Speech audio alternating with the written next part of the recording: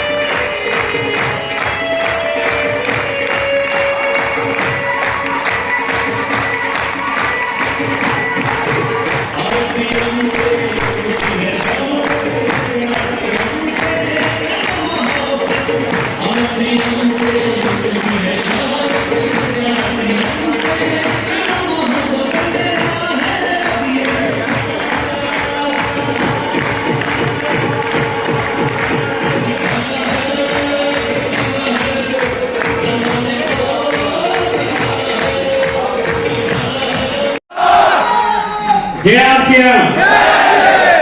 कैसे हैं आप लोग? अच्छा, आज का सेशन हिंदी में चले या बांग्ला में चले? हिंदी। हेलो, हिंदी में? ओके। क्योंकि मुझे बांग्ला आती है तो हिंदी में चलाना पड़ेगा। Thank you very much. आप सब साथियों का आज के इस अपॉर्चुनिटी वेबिनार में बहुत बहुत स्वागत है। अपॉर्चुनिटी सेमिनार में बहुत बहुत स्वागत है। इसमें एक शब्द लिखा हुआ है अपॉर्चुनिटी। थोड़ा सा मैं आपको बताना चाहूंगा। आज आपको यहां इसलिए नहीं बुलाया गया कि इस बिजनेस के माध्यम से आप अपनी आजीविका चला सकते हैं। आज आपको यहां इसलिए नहीं बुलाया गया कि आप इस बिजनेस के माध्यम से महीने के 20, 30, 50 हजार रुपए कमा सकते हैं। आज आपको यहां इसलिए बुलाया गया है कि आप इस बिजनेस के माध्यम से महीने के करोड़ों रुपए कमा सकते हैं। हेलो, इसलिए आज के इस सेशन को अपॉर्चुनिटी की तरह आपको समझ के इस सेमिनार में बैठना है। Are you ready? कई बार कुछ ऐसी चीजें हो जाती हैं जब हम किसी काम को पहले से जानते हैं या करते हैं या सुना हुआ होता है तो उसके बारे में कुछ धारणाएं बना लेते हैं। मैं अगली स्लाइड में वो आपसे बिल्कुल बात नहीं करूंगा।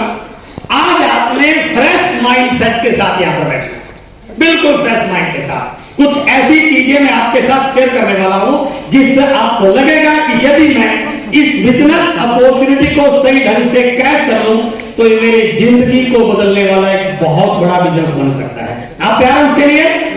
Okay, thank you very much. सभी साथियों का आज के इस सेमिनार में मैं अगेन वेलकम करता हूं। मैं अपना इंट्रोडक्शन देना चाहूंगा क्योंकि मैंने थोड़ा सा फास्ट लेना है। 1-1.5 घंटा का सेशन मेरा रहेगा और मैं इस सेशन में 3 चीजों पे आपसे बातचीत करने वाला हूं। पहले से आप माइंड प्रिपेयर करके बैठे। पहला ये बात रहेगा कि आज के इस दौर में पूरी दुनिया में यदि सबसे बड़ा बिजनेस कोई होगा तो वो होगा डायरेक्ट सेलिंग इंडस्ट्री। हेलो, पूरी दुनिया में, ऑल ओवर द वर्ल्ड। मेरा पहला सेशन ये रहेगा कि आने वाले समय में पूरी दुनिया का सबसे बड़ा व्यापार जो बनेगा वो होगा direct selling industry. Clear? My second session will be इस सबसे बड़े टर्नओवर में पूरे वर्ल्ड में इंडिया में डायरेक्ट सेलिंग का क्या भविष्य है। What is the scope of direct selling in India?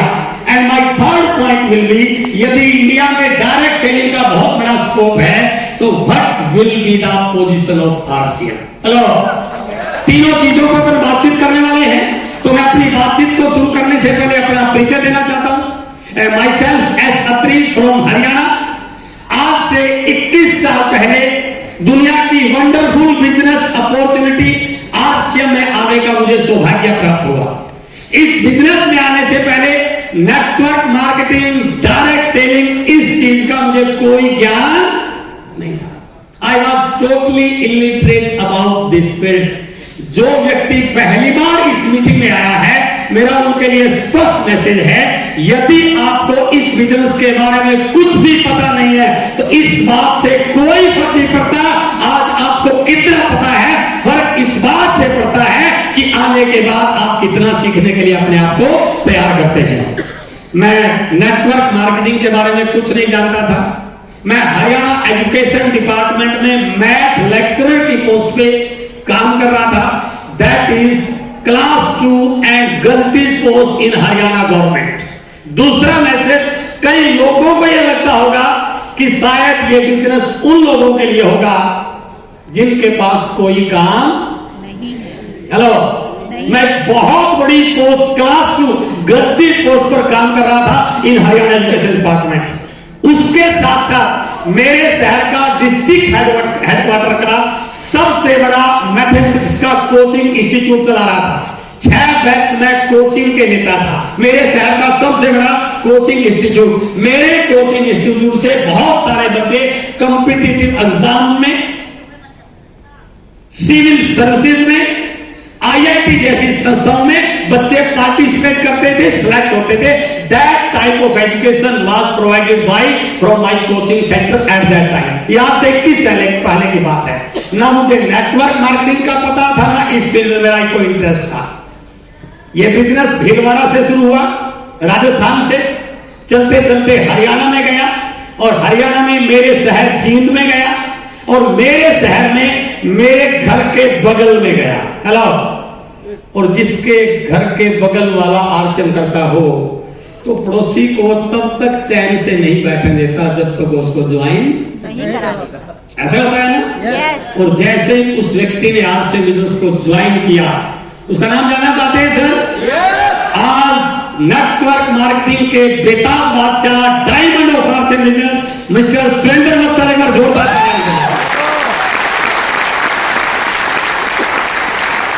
Sir ने इस बिजनेस को ज्वाइन किया।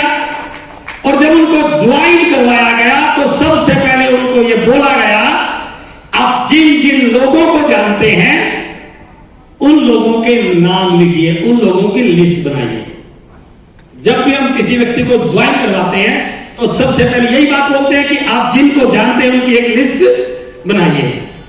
तो गलती क्या होती है हमारे से? जब हम लिस्ट बनाते हैं तो लिस्ट बनाने से पहले 4 बार 10 बार ये सोचते हैं, इसका नाम लिखूं या नहीं लिखूं, इसको जरूरत है या नहीं है, ये करेगा या नहीं करेगा। सामने वाले के भाग्य का फैसला भी हम ही करना शुरू। हेलो, यदि वत्स साहब ये बात सोचते कि ये करेगा या नहीं करेगा, इसको जरूरत है या नहीं है, तो क्या मेरा नाम उस लिस्ट में होता? और यदि मेरा नाम उस लिस्ट में नहीं होता तो क्या मैं आरसीएम बिजनेस में होता? इसका मतलब यदि मैं आज आरसीएम बिजनेस में हूं तो वो इस बात का श्रेय जाता है कि वत्स साहब ने मेरा नाम लिस्ट में डाला। और यदि आज आपका नाम लिस्ट में डाल करके आपको बुलाया गया है, इसका मतलब वो व्यक्ति आपको भी आरसीएम का स्टार भी और सफायर बनाना चाहता है, इसलिए आपका नाम लिस्ट में डाला गया है। और वत्स साहब ने लिस्ट बनाने के बाद उन लोगों से मिलना शुरू किया जिनका नाम लिस्ट में लिखा गया था, और एक दिन चलते चलते मेरे घर पर आ गए। मैं ऊपर सेकंड फ्लोर पे कोचिंग इंस्टीट्यूट चलाता था, और उन्होंने नीचे आके मैडम से कहा सर से मिलना है। तो मैडम ने मुझे कहा कि वत्स साहब मिलने के लिए आए हैं। मैं बच्चों को, मेरा कोचिंग सेंटर चल रहा था, कोचिंग का बैच चल रहा था, मैं बच्चों को ये बोल के आया कि 2 मिनट बैठिए, कोई मिलने के लिए आया, कोई अर्जेंट काम होगा, मैं 2 मिनट के बाद वापस आता हूं। मैं नीचे आया, हेलो हाय हुई, ड्राइंग रूम में बैठे, और बैठते ही वत्स साहब ने तुरंत कॉपी पेन निकाला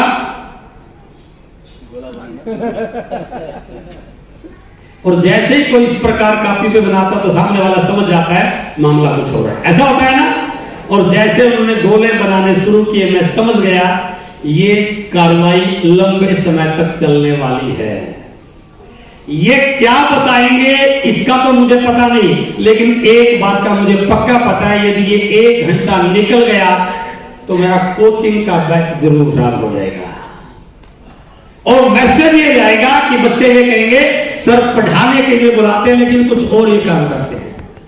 जैसे ही WhatsApp ने 1-1.5 मिनट में गोले बनाए, मैंने तुरंत उनका हाथ पकड़ लिया और उनको बोला ये काम बहुत जोरदार है, सबको करना चाहिए, मैं भी करना चाहता हूं। Very good.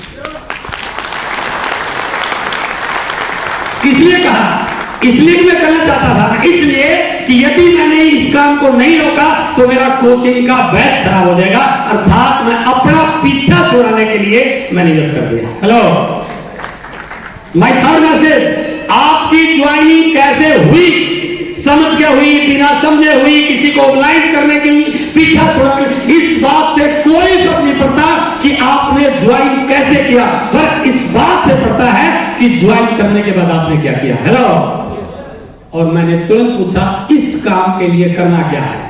उस समय कोई प्रोडक्ट नहीं होता था, कोई इवेंट नहीं होते थे, कोई बिजनेस का पता नहीं था, तो वत्स साहब ने कहा ये 5 पैंट की किट लेनी पड़ती है, इसमें 5 पैंट होती है। तो मैंने हिसाब लगाया कि 5 पैंट लेने से यदि कोचिंग का बैच खराब होने से बचता हो तो इसका महंगा। हेलो, तो मैंने पूछा कितने की है, लगभग 1400 के रुपए के आसपास की वो पैंट आती थी। मैंने वो पैसे दिए, फॉर्म भर दिया, साइन कर दिया और वत्स साहब अपने घर पे चले गए और मैं अपने कोचिंग सेंटर में बिजी हो गया। मैं भूल चुका था कि मैंने किसी बिजनेस को ज्वाइन किया है, क्योंकि मेरा इस फील्ड में, इस बिजनेस में कोई इंटरेस्ट नहीं था। लगभग 1 महीना के बाद जींद के होटल में एक मीटिंग रखी जाती है। उस मीटिंग में जो शख्सियत उस मीटिंग को लेने के लिए आते हैं, राजस्थान गवर्नमेंट में ज्वाइंट डायरेक्टर की पद पर काम करने वाले माननीय ओपी शर्मा जी। और उस मीटिंग में मुझे ले जाया, बुलाया गया नहीं सर, मेरे शब्दों में आना। कई लोग इस गलत का नहीं होते कि मैं बुला ले आऊंगा, मैसेज कर दूंगा, आ जाऊंगा, बुलाने से कोई नहीं आता है, लेकर जाना कई बार तो उठा के भी लेके जाना पड़ता है। और मुझे भी उठाकर ले जाया गया, क्योंकि एक दिन संडे का मेरा कोचिंग सेक्टर बंद होता था। उसी दिन घर पे बैठ के बच्चों से बात करते थे, कहीं शॉपिंग वॉपिंग करते थे, कहीं टीवी की फिल्म देखते थे, और लग रहा था कि यार वत्स साहब ने आज का दिन भी खराब कर दिया। लेकिन वत्स साहब क्योंकि बहुत बड़े लीडर हैं, उनको पता था बिना मीटिंग सेमिनार में जाए इनका प्रॉपर स्टार्टअप होने वाला, और वो मुझे उस मीटिंग में लेके, मैं बिल्कुल लास्ट में बैठा हुआ था। मैं घड़ी देख रहा था कि कब ये मीटिंग खत्म हो और कब मैं घर जाऊं। मेरा उस मीटिंग में कोई इंटरेस्ट, क्या बताया गया, क्या बोला गया, मुझे कुछ ध्यान नहीं था। मैं सिर्फ इसलिए कि वत्स साहब नाराज ना हो जाए, मैं लास्ट में बैठा था। लेकिन लास्ट की 3-4 मिनट एक कहानी बताई गई, बात 3-4 मिनट की, और उस कहानी ने मुझे इस बिजनेस को करने के लिए विवश कर दिया। हेलो, सुनना चाहते हैं सर? 2 से 3 मिनट की कहानी। ओपी शर्मा जी एक कहानी सुनाते हैं। आज आपके घर पे जो इनकम आ रही है वो इनकम 2 प्रकार की होती है। मैंने पहली बार सुना था इनकम भी 2 प्रकार की होती है। एक होती है एक्टिव इनकम और एक होती है पैसिव इनकम। एक्टिव इनकम उस इनकम को कहा जाता है जब तक काम करने वाला काम करे तो पैसा आए, जिस दिन काम करना बंद तो पैसा आना। एक छोटी सी कहानी बताई गई एक डॉक्टर की। एक डॉक्टर, शहर का बहुत बड़ा डॉक्टर, नामी गिरामी डॉक्टर, जिसके पास लोगों की लाइन लगी रहती थी। एक दिन अपने हॉस्पिटल में एक मरीज का ऑपरेशन करने के बाद अपने घर जाने की तैयारी में हॉस्पिटल के गेट के बाहर उसकी गाड़ी खड़ी, उसकी गाड़ी का ड्राइवर डॉक्टर का वेट कर रहा, और डॉक्टर साहब ने ऑपरेशन कंप्लीट किया और ऑपरेशन करने के बाद टक टक टक टक हॉस्पिटल से बाहर निकला। जैसे ही बाहर आया, ड्राइवर ने दरवाजा खोला और डॉक्टर साहब गाड़ी के अंदर बैठ गए। सुन रहे हैं आप? डॉक्टर साहब गाड़ी के अंदर बैठ गए, और जब ही डॉक्टर साहब गाड़ी के अंदर बैठे, ड्राइवर ने कार की खिड़की को जोर से बंद कर दिया। डॉक्टर साहब सही से बैठ नहीं पाए थे, जल्दबाजी में खिड़की बंद हो गई और डॉक्टर साहब की दाहिने हाथ की पहली उंगली खिड़की के बीच में आ गई। दरवाजा इतना जोर से बंद हुआ कि जैसे ही दरवाजा बंद हुआ डॉक्टर साहब चिल्लाए, अरे मर गया। वो ड्राइवर डर गया कि ऐसा क्या हो गया। उसने तुरंत वापस खिड़की खोली और देखता है कि डॉक्टर साहब के हाथ से खून निकल रहा है। डर गया, तुरंत डॉक्टर साहब को नीचे उतारा और वापस डॉक्टर साहब को हॉस्पिटल के अंदर ले जाया गया। जिस ऑपरेशन थिएटर से डॉक्टर साहब किसी मरीज का ऑपरेशन करके आए थे, उसी ऑपरेशन थिएटर में डॉक्टर साहब को ले जाया गया। और जब बाकी के डॉक्टर आए आके देखा तो उन्होंने कहा उंगली पूरी तरह से खत्म हो चुकी है। अब एक ही तरीका है, यदि हाथ को बचाना है, इस उंगली को काटना। 10, 15, 20 मिनट के ऑपरेशन के बाद उस उंगली को काट दिया गया। वही डॉक्टर जो 10-15 मिनट पहले लाखों रुपए कमा रहा था, जिसके पास बड़ी बड़ी डिग्री थी, एक छोटी सी लापरवाही ने, एक छोटी सी घटना ने उसको जीरो पे लाके खड़ा कर दिया। क्यों? क्योंकि अब वो बिना उंगली के ऑपरेशन कर, हेलो, डिग्री भी है, नाम भी है, हॉस्पिटल भी है, ज्ञान भी है, स्किल भी है, लेकिन फिर भी आज वो व्यक्ति ऑपरेशन नहीं करता। इसका मतलब उसके घर पे जो इनकम आ रही थी, अब वो इनकम आने वाली, क्योंकि वो एक्टिव इनकम कमा रहा था। जब तक शरीर काम कर रहा था, पैसा आ रहा था। अब वो काम करना बंद हो गया तो पैसा आना। उस मीटिंग में आज से 20 साल पहले जब आरसीएम के पास प्रोडक्ट नहीं थे, इस प्रकार का डिलीवरी सेंटर नहीं था, इंडिया में डायरेक्ट सेलिंग का माहौल नहीं था, उस मीटिंग में बताया गया। आज आपको जिस बिजनेस की मीटिंग में बुलाया गया है, यदि आप इस बिजनेस को बिल्ड कर देते हो, ज्वाइन करने की बात नहीं बोले, यदि आप इस बिजनेस को बिल्ड कर देते हो तो ये बिजनेस आपके घर में पीढ़ी दर पीढ़ी, पीढ़ी दर पीढ़ी, पीढ़ी दर पीढ़ी, आने वाली 7 पीढ़ियों तक पैसिव इनकम का जरिया बन सकता है। और जैसे ही ये बात बताई, तुरंत दिमाग में घुस गई कि मैं पैसा तो कमा रहा हूं, कलम चल रही है, शरीर काम कर रहा है, लेकिन जिस दिन ये कलम चलनी बंद हो गई, इस काम से मेरे घर में आने वाली इनकम बंद हो सकती है। लेकिन यदि मैं इस बिजनेस को बिल्ड कर लूं तो ये बिजनेस मेरे लिए 7 पीढ़ियों की इनकम देने का जरिया बन सकता है। और तुरंत उस मीटिंग में बैठे बैठे मैंने फैसला किया, I will start our business. और जैसे मैंने फैसला किया तो मेरे मन में विचार आया कि मैं 14 घंटे रोज काम करता हूं, 6 बैच कोचिंग के लेता हूं, 6 घंटे की ड्यूटी होती है, 2 घंटे ऑफिस में आने जाने में लग जाते हैं, तो टाइम कैसे निकलेगा। वहीं पर बैठे बैठे फैसला कर लिया, आज के बाद कोचिंग सेंटर बंद और नौकरी के साथ साथ आपसे बिजनेस करेंगे। हेलो, डिसीजन जोरदार था। एक बार लेके देखना। हाँ जी। और मैंने वहीं बैठे डिसीजन लिया कि आज के बाद कोचिंग सेंटर बंद और आर से बिजनेस करेंगे। I was very excited. Meeting खत्म हुई, मैं घर से बाहर, हॉल से बाहर गया, घर पहुंचा, मैंने घर जाके सारी कहानी घर वालों को बताई। तो घर वालों ने पीठ थपथपाई होगी। हेलो, जैसे ही मैंने पूरी कहानी घर बताई, मैडम को कहा कि कमाल हो गया, वत्स साहब ने जो बिजनेस दिया, क्या कमाल का बिजनेस है, इसमें तो पीढ़ी दर पीढ़ी की इनकम आ सकती है, फाइनेंशियल सिक्योरिटी मिल सकती है, टाइम फ्रीडम मिल सकता है। मैं बड़े जोश जोश में बता रहा हूं, मैडम मेरी तरफ तिरछा लगा रही है, पागल हो गया कि। उन्होंने कहा ठीक ठाक तो है। मैंने कहा I am okay, I am fine. और मैंने कहा बात यहां तक नहीं, आज के बाद ये कोचिंग सेंटर बंद कर दिया मैंने। मेरे दोस्तों ने, मेरे कलीग्स ने, मेरे रिश्तेदारों ने कहा कि यार आपने बहुत गलत डिसीजन लिया, ऐसे डिसीजन छोड़ लिया जाता है। उन्होंने मुझे एक लाइन बताई, समझदार व्यक्ति बड़ा सोच समझ कर निर्णय लेते हैं।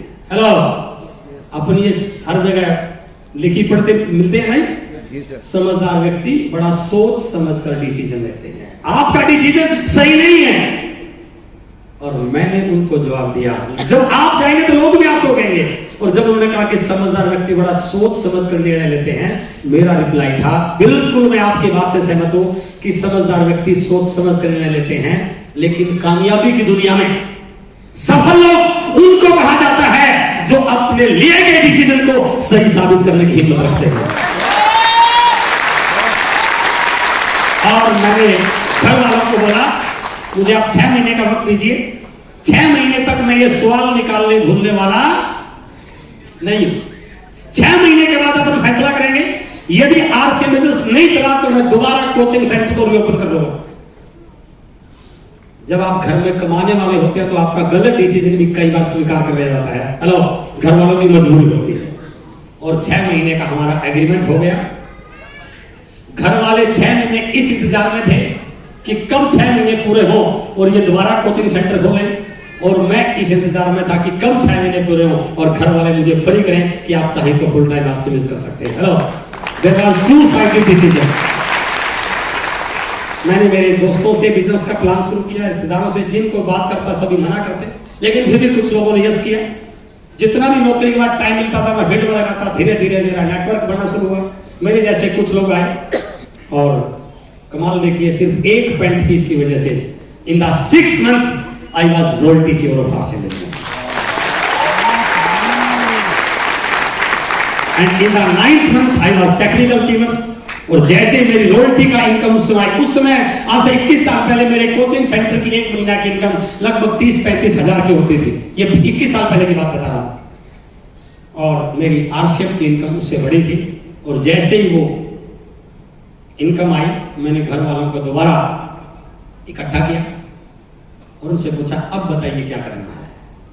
और आप सुन के ताज्जुब करेंगे, पूरे घर से एक आवाज आई, अब आप चाहो तो आरसीएम बिजनेस कर सकते हो।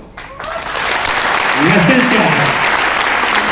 जिस दिन आप किसी भी नए काम को शुरू करते हैं, उस काम के बारे में आपके फैमिली वालों के लोगों को पता नहीं है, दे विल अपोज यू। लेकिन जिस दिन आप सफल हो जाते हैं, आपके घर वाले तो क्या पूरी दुनिया आपके साथ लगने को तैयार हो सकती है। You have to prove yourself, you have to prove your leadership, you have to prove your business. आपको अपना एग्जाम्पल बना के दिखाना पड़ता है सर।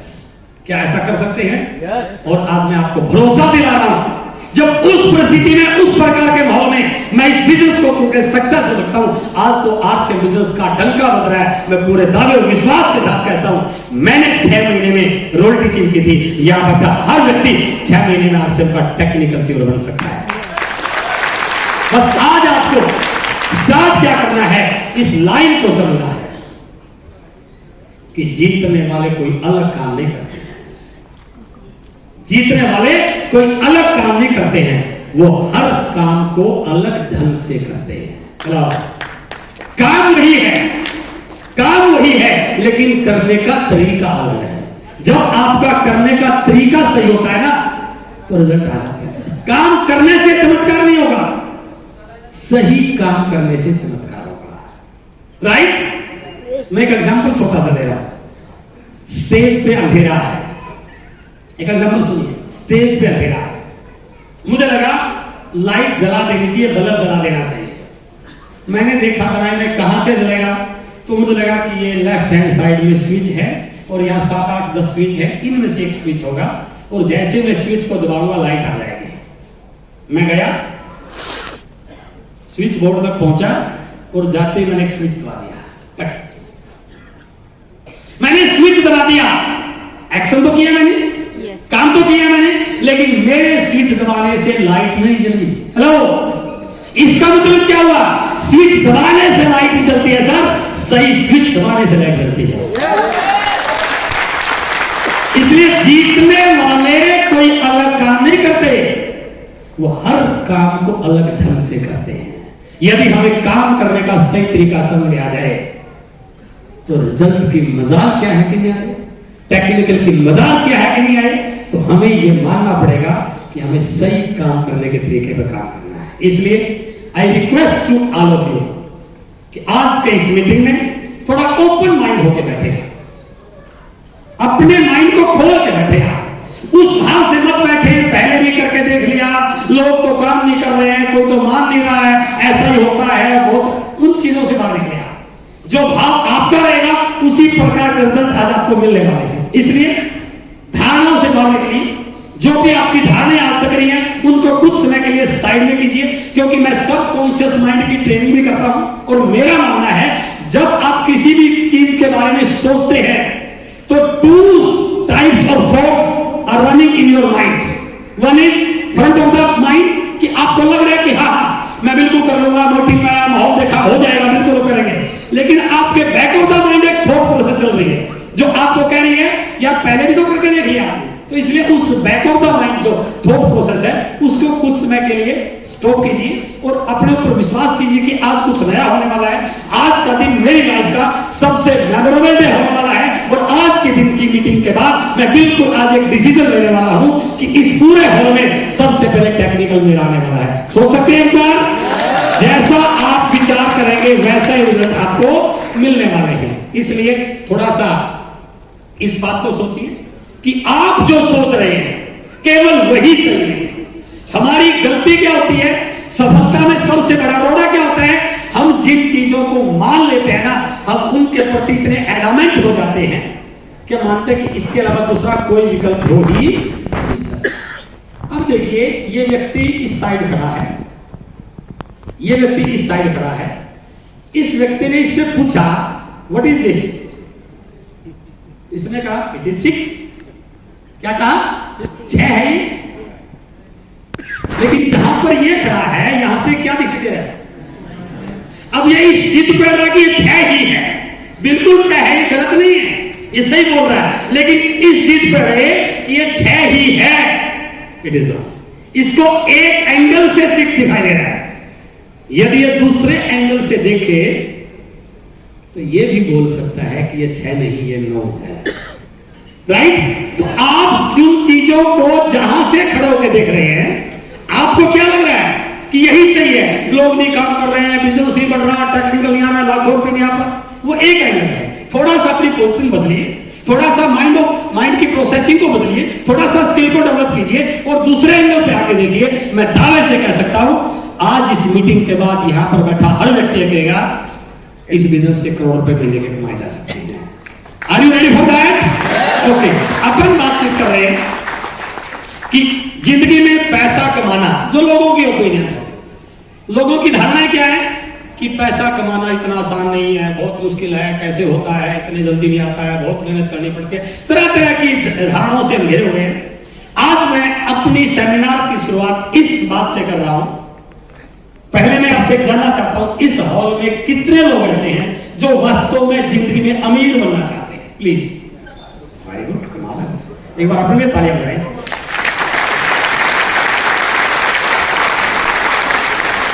मेरा दूसरा सवाल आपसे है कि सबने हाथ खड़ा कर अमीर बनना चाहते हैं, क्या चाहने से अमीर बन जाएंगे सर? नहीं। मैं चाहता हूं कि मैं देश का प्रधानमंत्री बन जाऊं, तो मेरे चाहने से बन जाऊंगा क्या सर?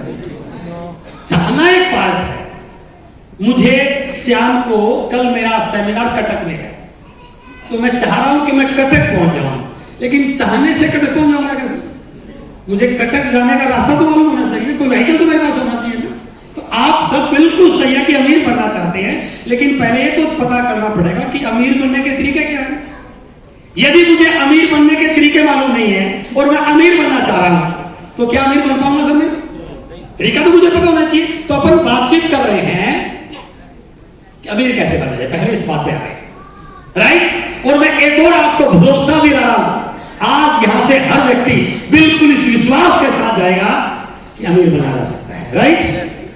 अमीर बनने के 4 तरीके हैं और गारंटीड है उन 4 में से कोई ना कोई एक तरीका आपके पास पक्का मौजूद है। और यदि वो तरीका मौजूद है तो इसका मतलब हम अमीर बन सकते हैं। जैसे कौन बनेगा करोड़पति में यदि कोई सवाल ना आए तो उसके लिए 4 लाइफलाइन होती थी ना? yes, और वो व्यक्ति कॉन्फिडेंट रहता था कि चलो पहली लाइफलाइन नहीं आई, अभी 3 और बच गई, है ना? तो हम पहले बात कर रहे हैं कि अमीर बनने के कौन कौन से 4 तरीके, राइट। फिर आपने अपने आप से सवाल पूछना है क्या ये तरीका मेरे ऊपर फिट बैठ रहा है? यदि बैठ रहा है तो आई एम अमीर, और नहीं बैठ रहा है तो इसका मतलब ये ऑप्शन मेरे लिए लागू। तो अपन बात कर रहे हैं अमीर बनने के 4 तरीके कौन कौन से। द फर्स्ट वन इज, अमीर बनने का सबसे पहला जो तरीका है वो है कि आपका अपना एक बहुत बड़ा बिजनेस होना चाहिए। वो भी आगे तो सबको पता है, अपना बिजनेस होगा तो अमीर बन ही जाएंगे। अमीर बनने का सबसे पहला तरीका है कि आप अपना खुद का एक बहुत बड़ा बिजनेस खड़ा कर लें। चलो मैं चाहता हूं बिजनेस खड़ा करना, लेकिन बिजनेस खड़ा करने के लिए बहुत बड़ी पूंजी चाहिए सर, करोड़ों रुपए चाहिए। और 1-2 करोड़ नहीं, 10, 20, 50 करोड़ चाहिए। और यदि इतने पैसे मेरे पास नहीं हैं तो क्या ये तरीका मेरे ऊपर सूट करता है सर? यदि 20, 30, 50, 100, 200 करोड़ होते तो फिर शायद हम यहां पर थोड़ी होते सर। अमीर बनने का तरीका तो है, यदि मेरा बिजनेस बहुत बड़ा हो जाए, मुझे बिजनेस का एक्सपीरियंस हो, मैं बिजनेस खड़ा कर लूं, तो definitely it is the way to be rich, ये तरीका बन सकता है। लेकिन यदि मेरे पास इतनी बड़ी कैपिटल नहीं है तो इसका मतलब क्या हुआ? ये तरीका मेरे ऊपर फिट नहीं बैठा।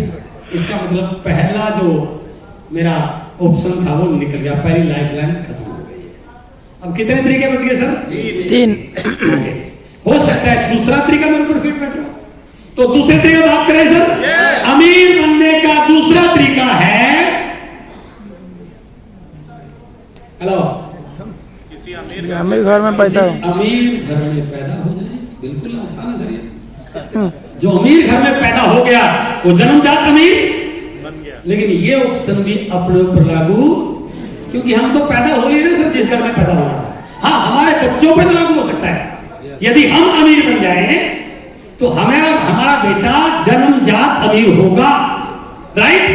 तो दूसरा तरीका भी अपने पे लागू नहीं होता। इसका वो 2 ऑप्शन निकल गए हमारे काम, लेकिन अभी 2 ऑप्शन और बचे हुए हैं। तीसरे में बात करें सर, और मेरा मानना है शायद तीसरा ऑप्शन हम में से बहुत सारे लोगों में सूट करेगा। बात करें सर, अमीर बनने का तीसरा तरीका है,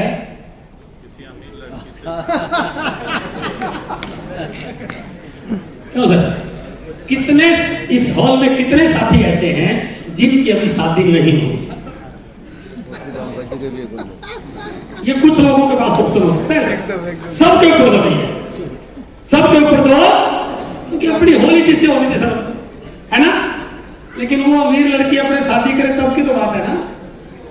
इसका मतलब तीसरा ऑप्शन भी शायद अपने ऊपर लागू, लेकिन अभी भी घबराने की जरूरत, मैंने प्रॉमिस किया है कि आज यहाँ से आपको अमीर बना के भेजूंगा। हेलो, अब केवल एक ऑप्शन बचा हुआ है, यदि वो भी हमारे ऊपर फिट नहीं बैठा तो फिर मामला गलत हो जाएगा। चौथे ऑप्शन बात करें सर। चौथा ऑप्शन है अमीर बनने का,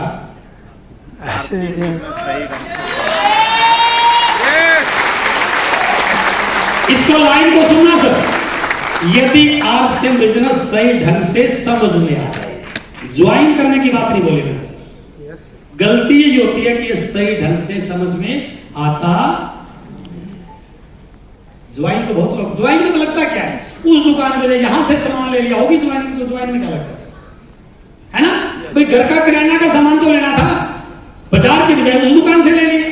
तो चौथा तरीका है आज से बिजनेस सही ढंग से समझ, और मैं गारंटी के साथ बोल सकता हूं यदि आज से बिजनेस सही ढंग से समझ में आ जाए तो कोई फर्क नहीं पड़ता कि लोग कर रहे हैं या नहीं कर रहे हैं, अपने आप हो जाएगा सर। तरीका निकालना मुश्किल नहीं है। यदि कोई व्यक्ति हमें ये कहे इस स्टेज पे, इस स्टेज के नीचे, इस लकड़ी के नीचे 4 फुट नीचे 10 करोड़ रुपए दबे हुए,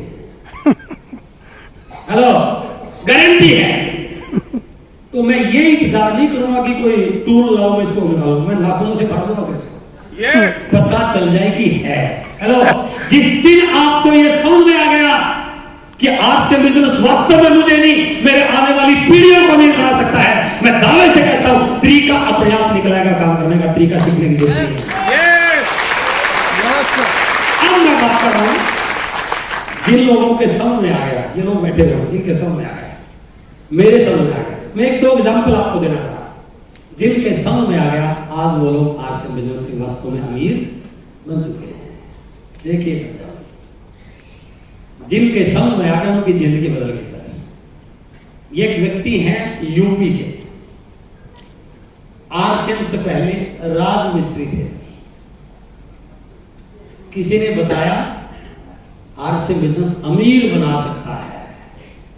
इसको लगा कि मैं वर्तमान में काम कर रहा हूं, पूरी जिंदगी में दिहाड़ी करता रहा तो गुजारा तो कर लूंगा, लेकिन अमीर नहीं बन सकता। उन्होंने आरसीएम बिजनेस को शुरू किया और समझ में आ गया, आज आरसीएम बिजनेस के स्टार एमराल्ड अचीवर हैं। महीने की 1.5 से 2 लाख रुपए की इनकम ले रहे हैं। एक और एग्जाम्पल मैं आपके बीच में देना था, और मजे की बात है वो एग्जाम्पल आज हमारे इस हॉल में मौजूद है।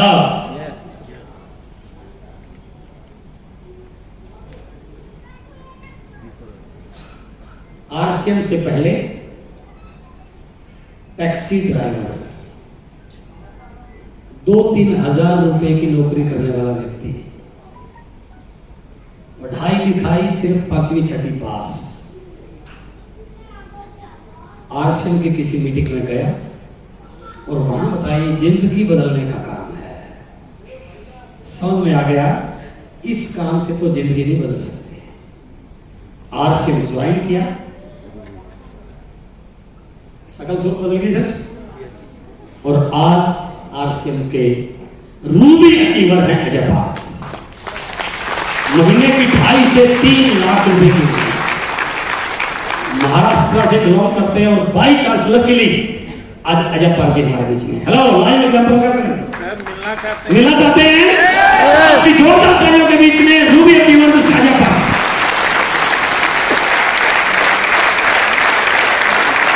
Thank you very much. जय आरसीएम। जय आरसीएम। नाम जैसे कि सर ने बताया अजय पारक, और रहने वाला इसी हिंदुस्तान धरती से हूँ, और बहुत बार यहाँ पास गंगा सागर पुरी वगैरह जब लोगों को लेके आता था कि अभी हमारे टेक्निकल लेक्चर जिन्होंने बोला कि मैं टैक्सी ड्राइवर हूँ, तो मुझे भी लगा चलो मेरे भी भाईजान लोग इधर है, तो मैं भी एक टैक्सी ड्राइवर था, और एजुकेशन 7 क्लास है, लेकिन इनकम आज 1st क्लास है।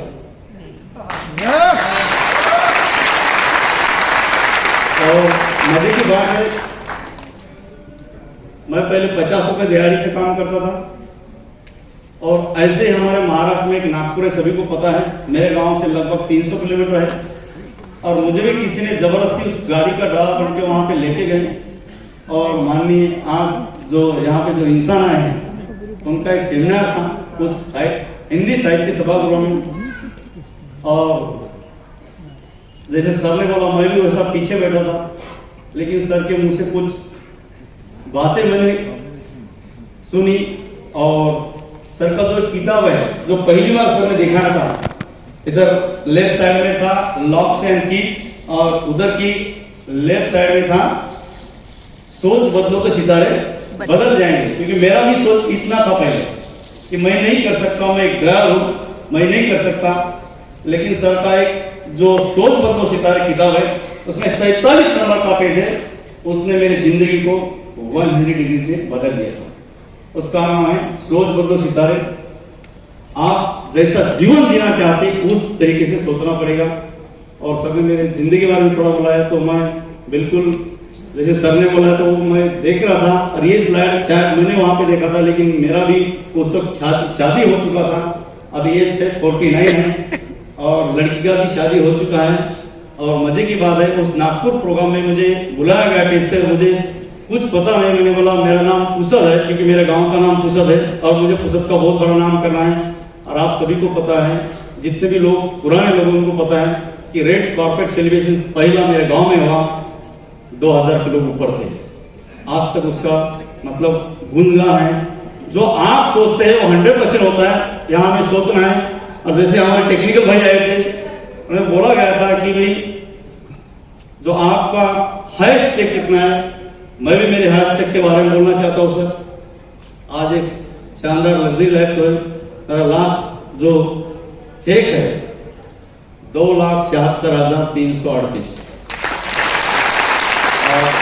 और आज ने मुझे करोड़पति बना दिया। और जो कि मैं पहले 50 रुपए से काम करता था, किसी होटल में बैठ के हम प्लान देते थे, लोग सुनते नहीं थे, क्योंकि मैं 7 क्लास था, लोग हमें रुला के भेज देते थे। मैं बोलता था कि तेरे बस की बात नहीं है।